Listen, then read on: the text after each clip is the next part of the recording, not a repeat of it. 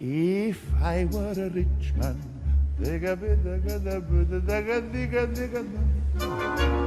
old tale. Greetings from Castle Goring, from Mickey, Aurora, and from me. Well, today we have one or two points of interest. So, without further ado, I will plunge in with what Lucy Van de Voort says. I cannot believe the Waleses are still travelling en famille. I can only imagine the guidance they've received is to absolutely not do this. I just don't understand knowing it isn't a good idea and doing it anyway. Why? Why take the risk, even if it's tiny?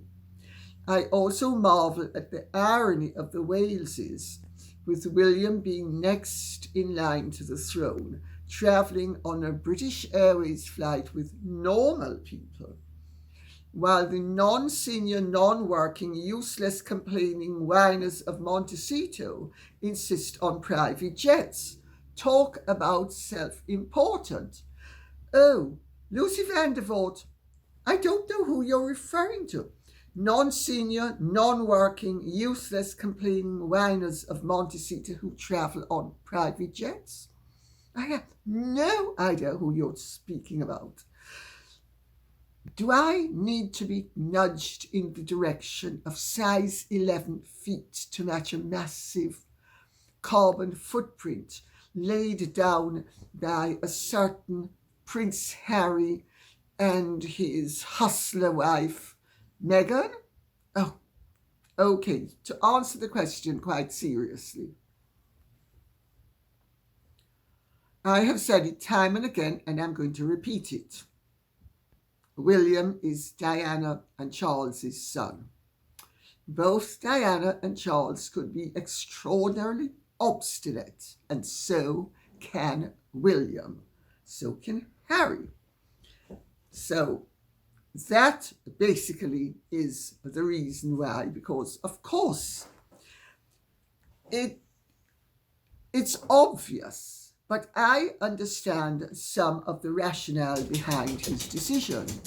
He loves his wife, he loves his family, and they would both William and Catherine, would prefer to go together with the children than be split up, and some of them survive and some of them don't. I get it. It would be tremendously traumatic. You need to remember that William was 15 years old when his mother died traumatically, and he was involved for years by his mother in the really as a pawn in the chess game that she was playing with the then Prince Charles. So William has been through the ringer, and being a pilot, a helicopter pilot, confident of his ability, he seems to have not factored in the risk factor to the monarchy so much as deciding there's little or no risk, but he's prepared to take it. I get it. I mean, would I do differently if I were in his shoes? I honestly don't know. But it certainly is not a good idea. It certainly is something that has been addressed in the past, and he just sets his face and plunges on doing what he wants. So, now the irony of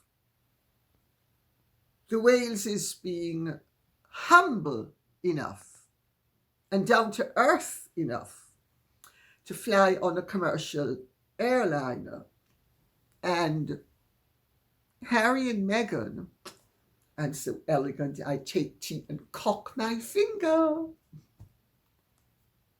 They're too grand. But then again, Meghan is a pretentious piffler. Harry was perfectly okay before. Not so okay now. But then, remember, he's been infected. Anna Moore says, Lady C, can you explain to me why the Mail on Sunday would say they're revealing that the Prince and Princess of Wales and their kids are in Mystique, when your Thursday video, which is all over the internet, is entitled Wales is in Mystique? You led with that news, and you appeared later that same day on Dan Wootton Outspoken, and also informed Dan and his many viewers that the Waleses had arrived in Mystique with their children to stay with her parents. Why on earth would the Mail on Sunday lie like that? Lie is in big block capitals. Why does the scorpion sting? What is the purpose of an anus? It facilitates the clearing of waste matter. The Mail on Sunday, all of the newspapers I know, listen to this show because they cull from it occasionally, sometimes quite frequently. Well, since we're not telling them what the contents are and begging them to steal from me, you can be absolutely sure that it's their people who are doing it. Well, why would they lie that they have revealed? Oh, and incidentally, several of the other newspapers picked it up. Some had the good grace, such as Vanity Fair, etc., to say, I think page 6 as well, or is it page 6? No, it's a Sunday Mirror. And some of them had the good grace to say that it had been reported in the Mail on Sunday. But the Scottish Sunday Express repeated the lie that the Mail on Sunday had revealed. Well, I have to tell you, I'm used to really what is the discredit and the denigration. I'm used to it. Do I like it? No. Does it upset me? Not particularly, any more than the stench in a stink lavatory upsets. It's odious, it's unpleasant. If you have to endure it for the full length of time that you have to endure it, you endure it, and you make as little of it as you can. So, but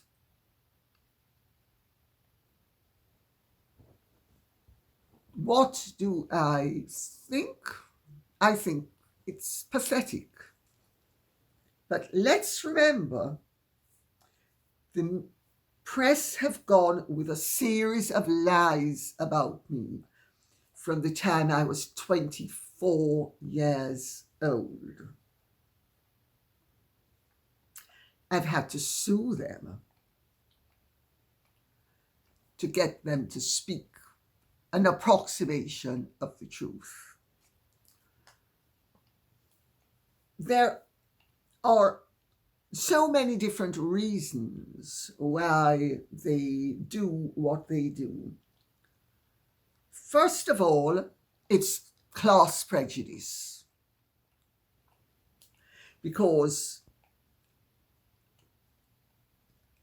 I, having come from a privileged background and having the name I do and the connections I do,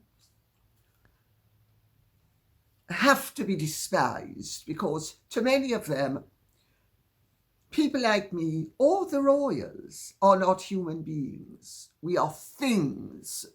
We are notional entities that occupy something that looks like a human body, but we are not human. It's easy to be nasty and to disparage and to discredit and to denigrate and to fail to treat properly people who you have dehumanized.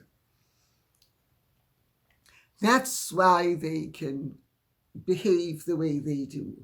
Harry and Meghan, I've said it time and again, have a point. The fact that Harry and Meghan are despicable human beings doesn't assist, but they do have a point. The fact that they want to be even more abusive to the press than the press have been to them, and the fact that they would love to see free speech shut down so that all their secrets will never get out. All their secrets. Oh, look at this pig, flying pig with lipstick. Oh, goodness gracious me.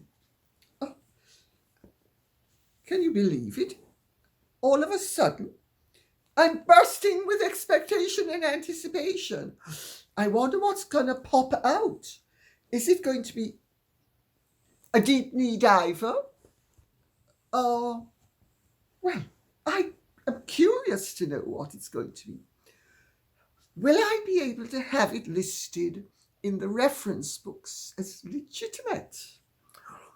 All of this remains to be seen. Well, as you can see, I do not exactly think that the way they behave, they now being the press, is commendable.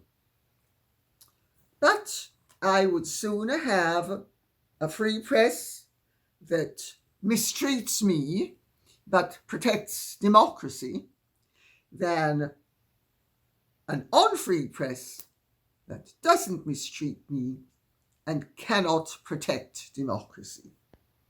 So, especially at a time like this. But when you stop to think of the host of firsts I have had, none of which has ever been acknowledged, like most of the mainstream media. None. That shows you how untrustworthy they are. It shows you how mean-spirited they are, and it shows you what niggardly attitudes they have. So, the less said about it beyond that, the better. Jane Rochester says, oh, sorry, I should make the point as well, before going on.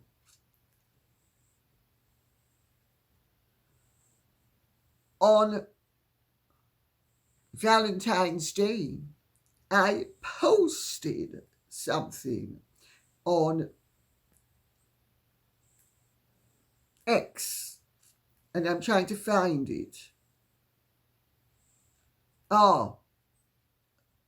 Posted on Valentine's Day with tens of thousands of views. Oh, the irony of it all. Today, Valentine's Day, while at Kensington Royal, William and Catherine enjoy a restorative family holiday on Mystique with their children and her parents, Meghan is in California, having flown back solo on a private jet, etc., etc. So, it's also been out there. And they're shameless. The Mail on Sunday is absolutely shameless. It could have said it without saying it was revealing it. It could have stolen the information. And as it is, none of them has got it right. because they say her mother is there, her parents are there, not just her mother. So they don't even manage, having stolen the information, to get it right. So now I will move on to the next, which is Jane Rochester saying, "Dear Lady C, greetings to you and your fur babies from the USA. I was wondering if your bongo drums have heard anything about a $45 million lawsuit against Harry from the Invictus CEO for mishandling of Invictus funds. Thank you." Jane Rochester, it's rubbish. There's no such lawsuit. $45 million against Harry. You know, it's sad but true. The mainstream media is full of rubbish, and an awful lot of the internet is also full of rubbish.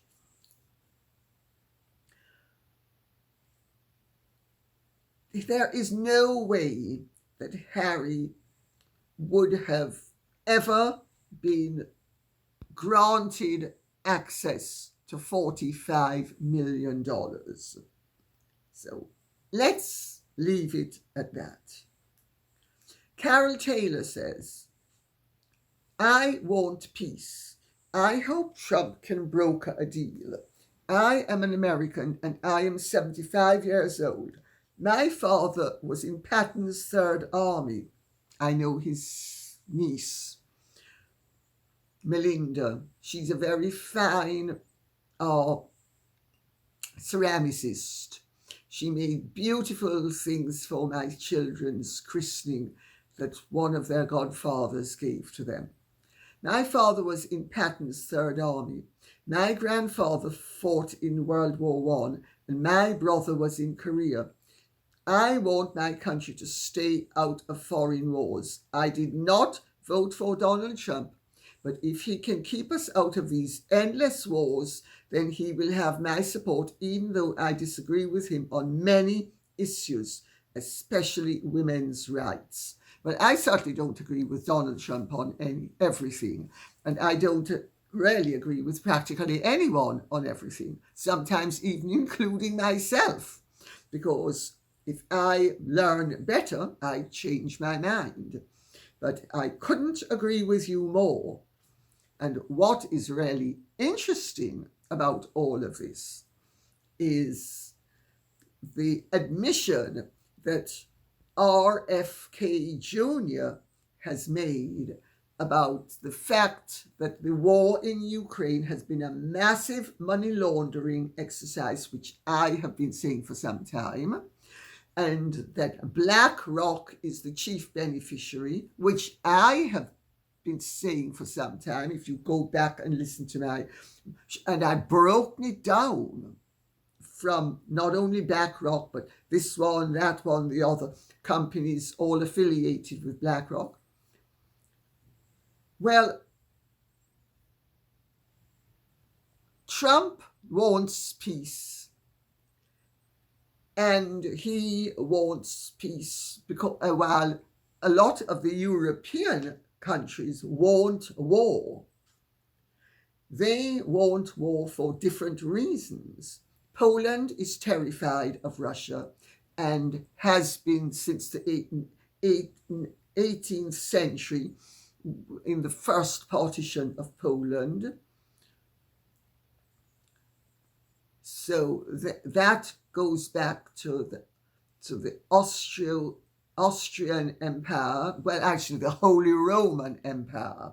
Maria Theresa was married to the Emperor of the Holy Roman Empire, and she was the Empress Regnant of the Austrian Empire. Well, it was those days. It wasn't the Austrian Empire. It was Austria was the main state within the Holy Roman Empire. Then there was Frederick the Great, and there was Catherine the Great. And so I understand Poland's fear of Russia. It so happens I don't think it's valid anymore. but I understand it. The Baltic states, the Russians could have done something years ago and didn't. They have always made it clear that Ukraine is a special case. The European Union doesn't want a Russia that has the conservative aspects that it does. Russia is more Tsarist in complexion now than Soviet. They don't want that. They don't want a powerful state that believes in a God, that believes in any form of the Christian religion, which is strong within the state, that believes in Christian practices. And there's a lot of fear-mongering. They also are in an echo chamber, grandstanding to each other, the politicians I'm speaking about, who, because there is a big recalibration taking place in the world now between the neo-puritanical illiberal elite that is an outgrowth of true liberalism, and between more conservative beliefs, and ironically enough,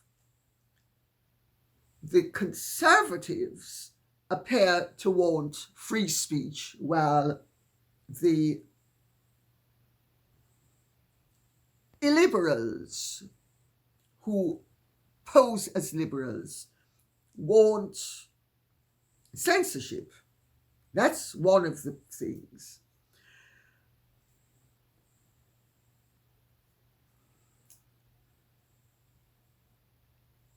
If Russia and the United States broker a peace deal together, ultimately, if the Europeans want to continue the war and support Ukraine, it becomes untenable for them. So a lot of this is also grandstanding.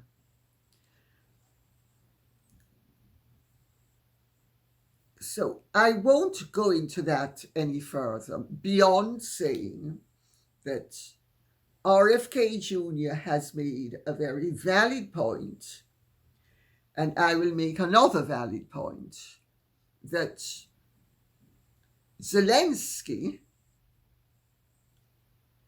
came to power on the back of a CIA-generated coup against the previous Yanukovych,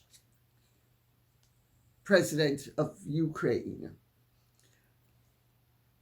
All of this is coming out now, and of course, the illiberal elite don't want this to come out, because, as you see, they are perfectly happy to talk about freedom while doing everything to suppress any disagreement with their religious beliefs, which have nothing to do with God, but everything to do with political power. And I am a liberal. I'm a liberal conservative. I certainly believe in gay rights. I believe in a socialized state that helps those who need help. I certainly don't believe that I should be working till 2 o'clock in the morning to support lazy bums. etc., etc. But I certainly believe in freedom and peace. And I'm the generation that, remember, was peace and love. And as they used to say in Jamaica, peace and love bred a man. So, but I will make a very important point, which I don't think anybody has made so far. Any peace deal Trump strikes with Russia is going to benefit the American people hugely. Don't think that Obama and Biden entered this war and created the circumstances for this war because of love for the Ukrainian people. Ukraine has been destroyed to a large extent. Destroying it further is not going to help. But Trump will strike a good deal. I have in previous programs pointed out how the US state, the State Department, and the US military have been flooding Ukraine with obsolete weapons, which the Ukrainians actually have to pay for. And aid is not really aid. Aid is a four-letter word spelled LOAN. And I said they would have to surrender a lot of their natural wealth, whether it be acreage or minerals. Trump is going to strike a deal that benefits the United States very greatly. It does mean, because I said while Biden was in power, that the Biden regime the Biden administration was setting things up in such a way that I think it's 30% of state-owned agricultural land in Ukraine, the government has been or would be obliged to turn over to American-led companies, all of which ultimately are affiliated with BlackRock. Monsanto, DuPont, I can't remember all of them now. It's a previous video, you can look at it if you want. Look it up. I don't remember where it is. But the point is, what Trump is going to do is exactly what Biden has been doing. This is about the United States of America getting its hands on some of Ukraine's wealth. That's what it's about. The European Union, they are crazy if they think that involvement is ultimately going to benefit Ukraine. Perpetuating the war is not. The war will simply mean more damage for Ukraine, more debt for Ukraine, more suffering, more war. War is terrible. Ukraine needs to get out as quickly as possible and salvage what it can. And down the line, Ukraine should start to think of itself and stop thinking of all its neighbors who are actually not helping it at all. Some of the former Soviet states are quite rightly nervous of Russia without understanding that the Russian Federation is not the same as the Soviet Union. It may share some of the territory, but it shares totally different cultural and beliefs and values.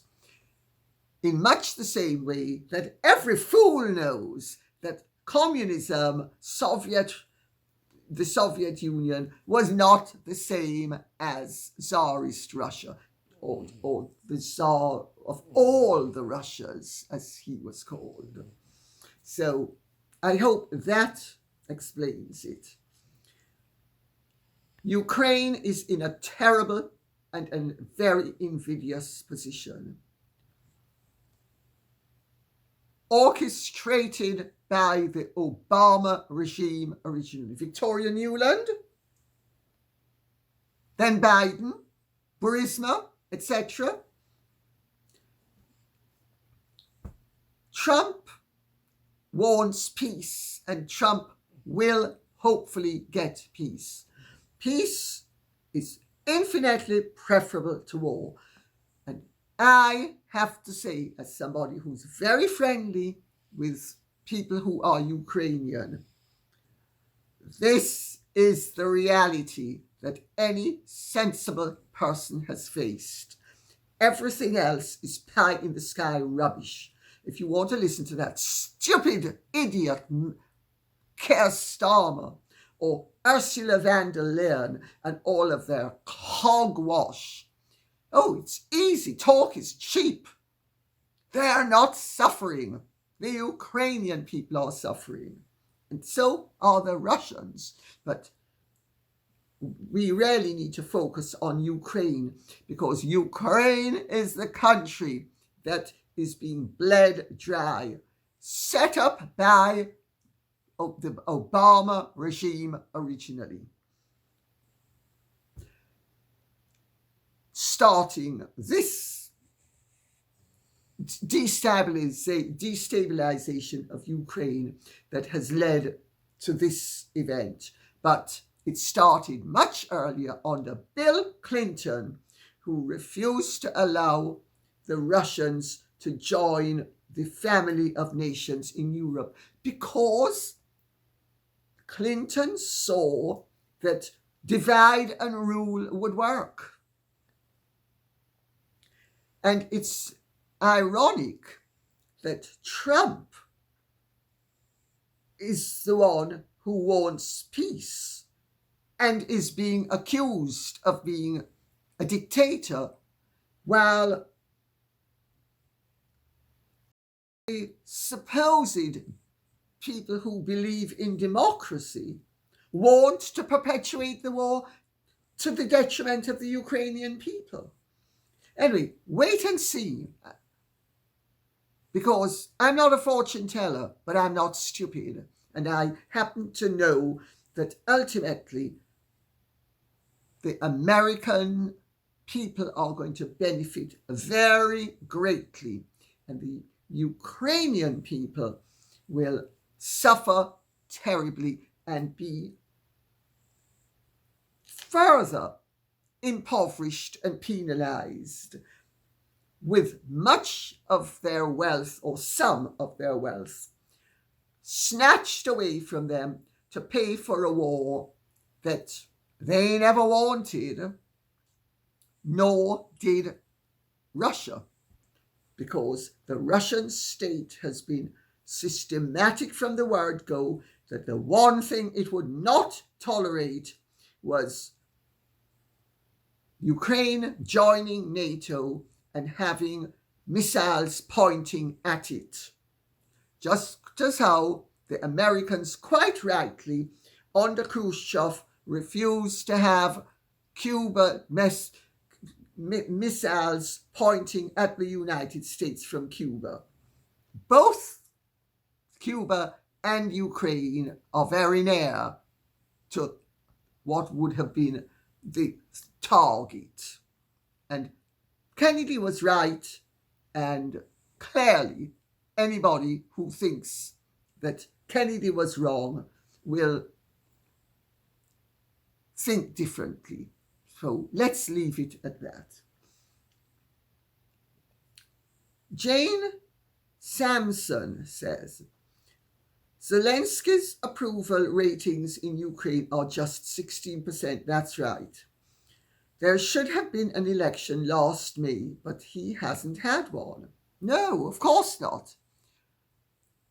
Do you seriously think that Volodymyr Zelensky, who according to Forbes is worth 20 to 30 million, other people say he's worth up to $1 billion, but whatever he's worth, do you think when he was playing clubs in Kiev as a comedian that he earned enough to have 20 or 30 million? Where did that 20 or 30 million come from? It's corruption. That's what it is. Corruption.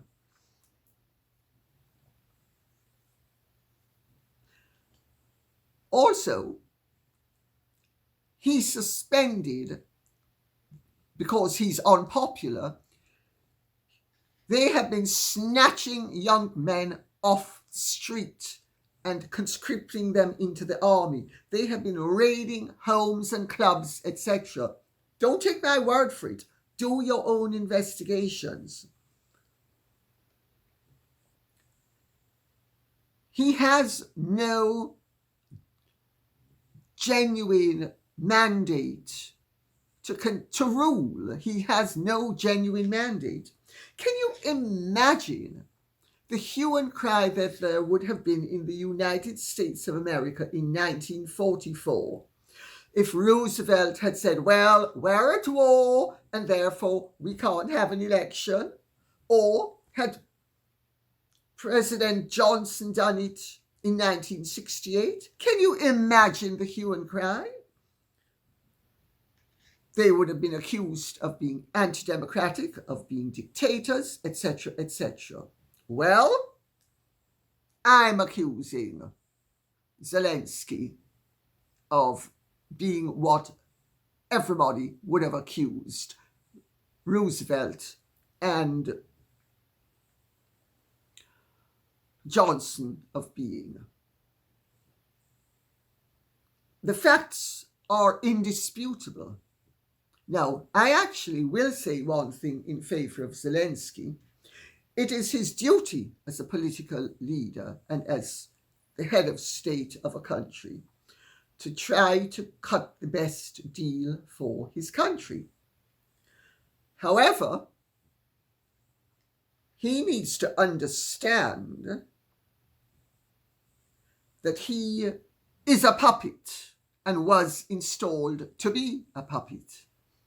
And when, in fairness to Zelensky, he tried to bring the war to an end with Putin, and they were both agreed to bring the war to an end, which of course was much too early for President Biden, because there was so much more money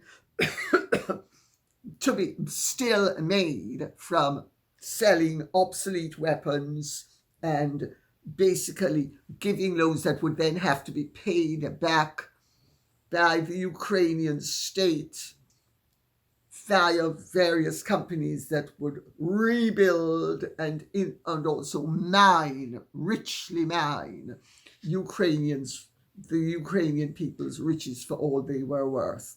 So he scuppered that, since when there's been much more destruction and much more debt.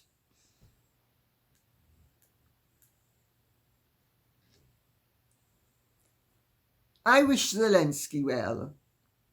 I think he's been in an invidious position.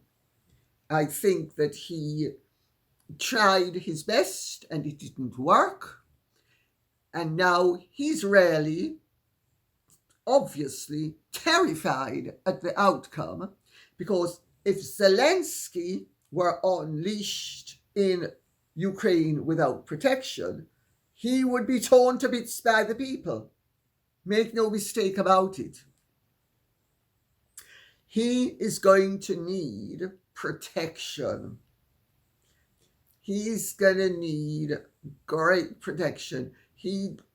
I hope he has his exile well sorted out. Ironically enough, who will not try to get rid of him is Putin. And I don't think Trump would try either. So I think he'll be safe as an exile. I feel very sorry for him. I think he's certainly performed well, but he's a performer and he's a comedian and he has ability. But he needs to put his country's interests before his own, whether it's 20 million, 30 million, or a billion, doesn't really matter. None of it has been honestly earned, clearly.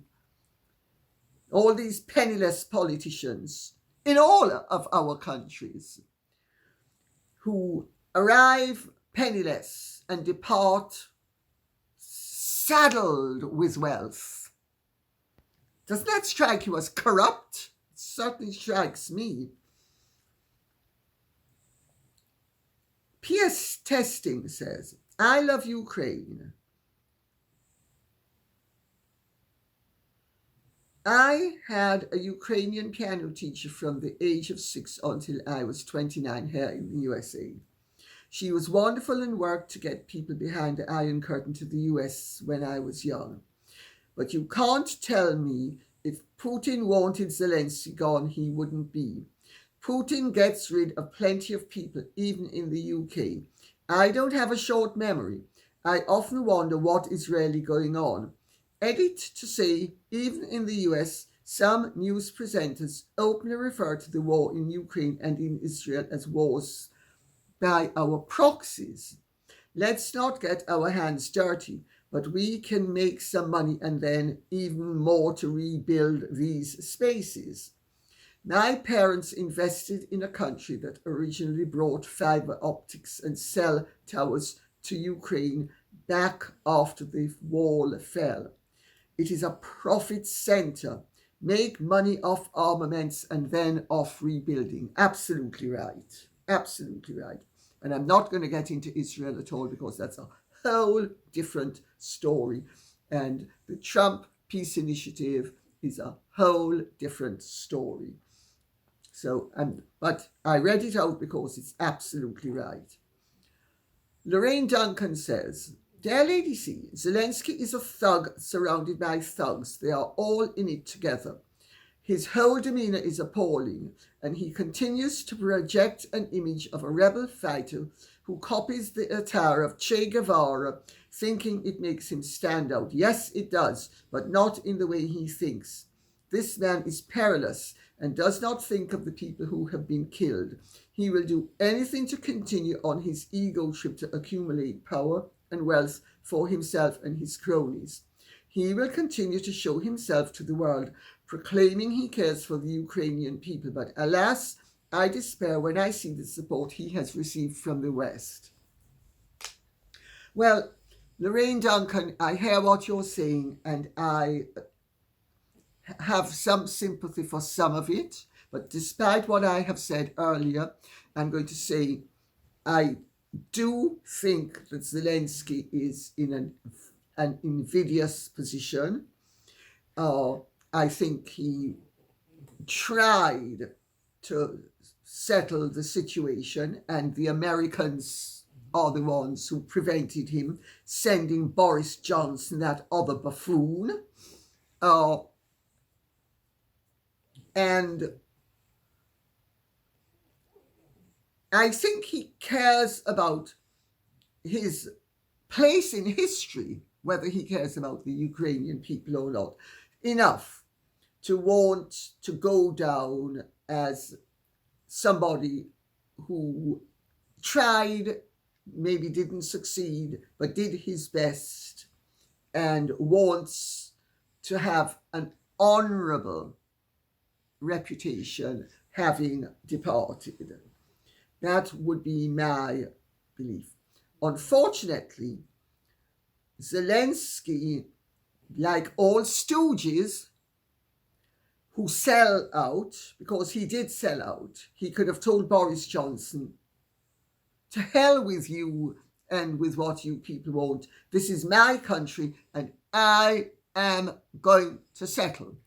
He could have done it, but he didn't, because He loved the power, he loved the position, he loved playing the hero in his fatigues as he went to Buckingham Palace and he went to the White House and he went to wherever he went to. I don't remember where he went. I'm just throwing names out. But he's been everywhere, always in his fatigues, making the point that he is a warrior. Well, he should have realized that war was never going to be as beneficial as peace. And he knew the score. He was a plant. But I think that he did try. I think we need to give him credit for that. And his rhetoric at the moment will hopefully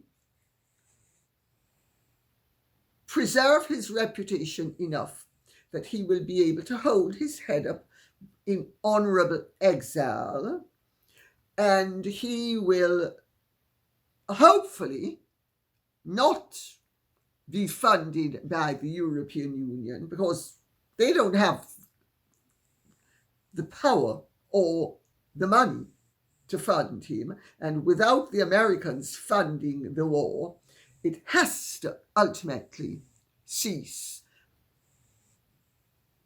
So I hope that answers the question. K. Martin says, Lady C, love to hear your impression of US VP J.D. Vance in Munich. To me, it seemed like these ideas were something he had thought about very deeply and didn't look like he used a teleprompter or notes, but was looking about the room making eye contact with members of the audience. It appears the German leaders were quite huffy about the speech he gave, as it emphasized the importance of free speech in maintaining a strong, stable society. Always love your show, no matter if I agree with you or not, because I think free speech rocks. Love from the States, Rose. I agree. I don't have to agree with people. In fact, it's good to not agree at times. It's good to have a reasonable exchange of views. That's what free speech is all about. You can't have genuine progress in a society or genuine freedom without the freedom to exchange differing ideas. The Germans, of course, have a massive chip on their shoulders because of the Nazis. And I personally think it's unhealthy. There are no Germans alive nowadays who have really had anything to do with Nazism. No atrocities were committed by anybody in power in Germany, etc., etc. And I think they don't need to continue to apologize for something that they had nothing to do with. Some of their ancestors might have, but they didn't. So, but they're nervous of free speech because they seem to not understand that what got Germany into trouble in the first place was a lack of free speech. Remember Pastor Martin Niemöller? First they came for the socialists, the communists, the blah, blah, blah. Then finally they came for me and there was nobody to speak up for me. That's, by the way, a paraphrase of what he said.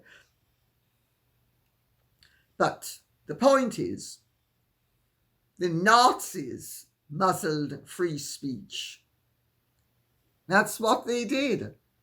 And the Germans still muzzle free speech. The Nazis didn't want to hear about certain civil liberties. And the Germans nowadays don't want to hear any opinion that reminds them of the fact that they had certain points of view proliferate several generations ago. So the malaise remains the same. the problem remains the same. It's simply different people being shut down with different points of view, but they're still shutting them down. That's one thing. Vance outraged a lot of people by speaking the truth. Many of the Western nations want to muzzle free speech because they want the wokeocracy to continue. They want their elites that are in place at the moment to continue. They don't want a vigorous debate. They don't want the push and pull of genuine democracy. I will use an example. People seem to forget that Roe versus Wade in the United States of America never banned the getting rid of fetuses. It simply said that it's not a federal issue. It was unconstitutional to have it become a federalized issue. But it's up to each state. Then it's up to the people within the states, each individual state. I use that as a small example. But we need to understand that any politician that tells you that vigorous debate is bad and that we should not fight for what we believe in, we should leave it up to the politicians to protect our rights, in quotes, by legislating so that what is convenient and comfortable or popular at the moment is acceptable and everything else isn't. What that does is you abnegate your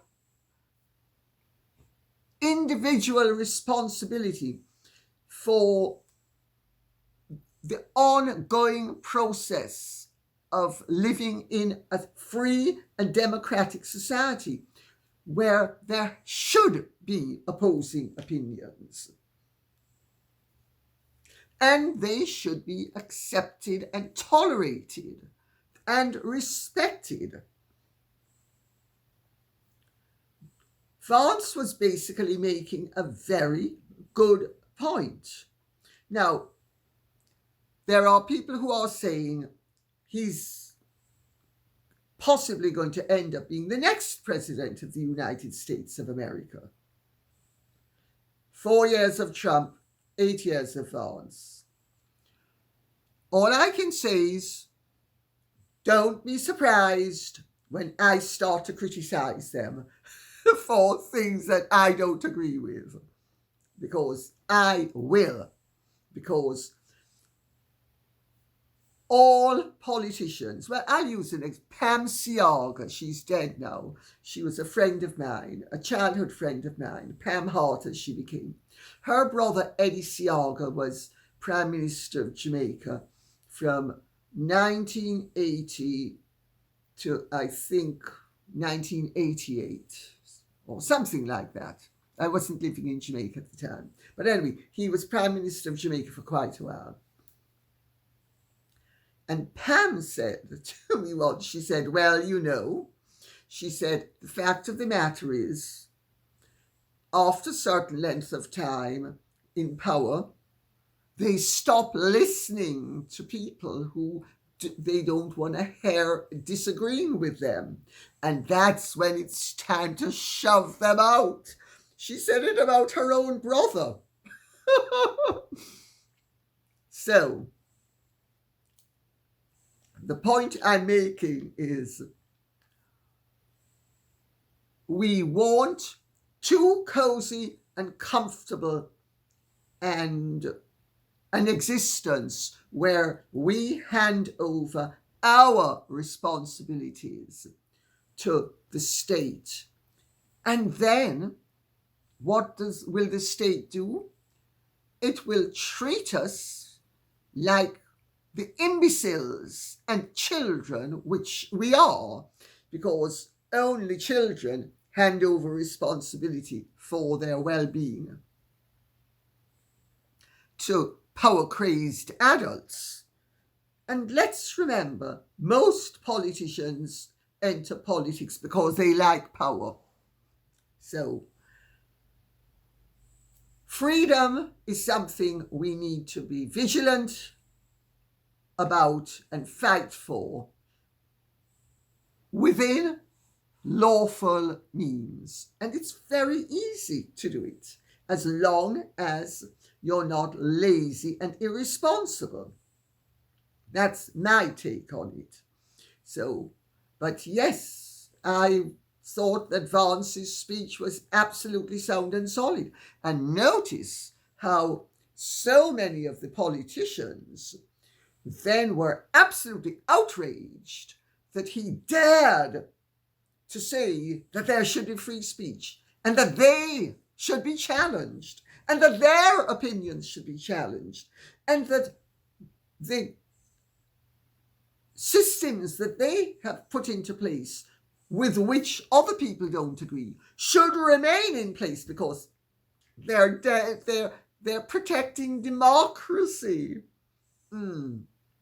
And on that note, I will say yes. And as we all know, pigs fly.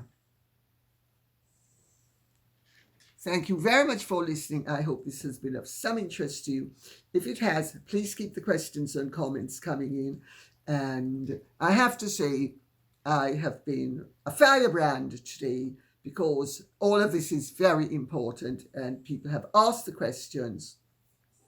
Those of you who want me to pretty much stick to royal things, ask your royal questions. I'll handle them. And then if there's something I think is more important that needs to be addressed, I'm happy to do that as well.